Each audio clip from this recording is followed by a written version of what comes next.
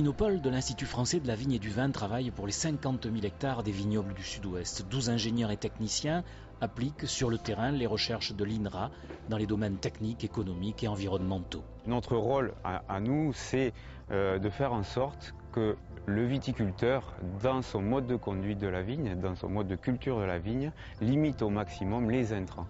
Les intrants phytosanitaires, mais également les intrants herbicides.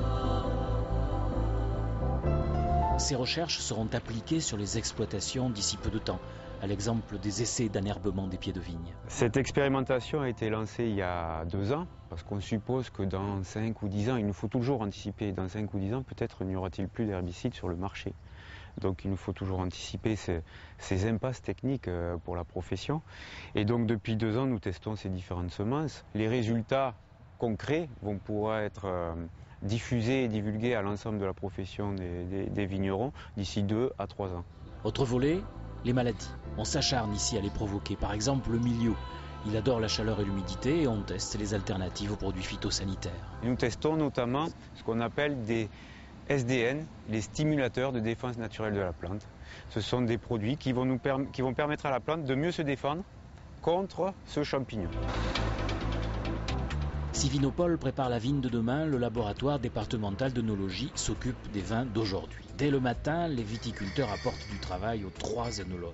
On va tout analyser, contrôler les niveaux de soufre et le niveau de conservation. Et je vais tous les déguster pour préparer les assemblages. Avec les producteurs, Sabine Garda veille et conduit les vinifications. En fin de compte, c'est le suivi des vins et tout au long de l'année. Là, c'est un vin de 2008 qui n'est pas tout à fait fini de fermenter, mais avec le réchauffement là, du printemps, il va arriver à finir, c'est sûr. J'espère parce que j'ai prévu la mise en bouteille dans une semaine. Une semaine.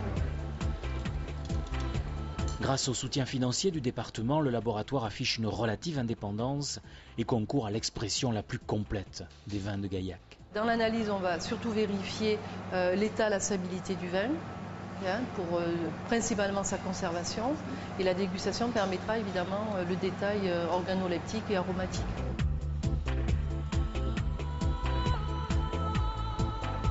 Normalement, ça devrait rester un nombre. D'accord. En couleur parfait, c'est bien épicé, le caractère épicé, ouais. C'est net, c'est franc. Effectivement, c'est encore gazeux. Hein.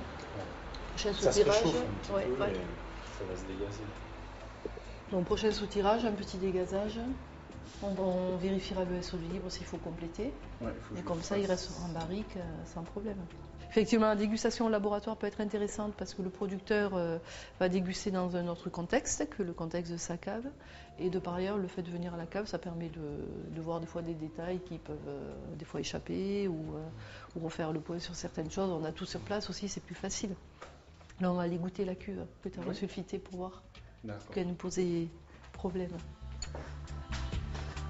à être là.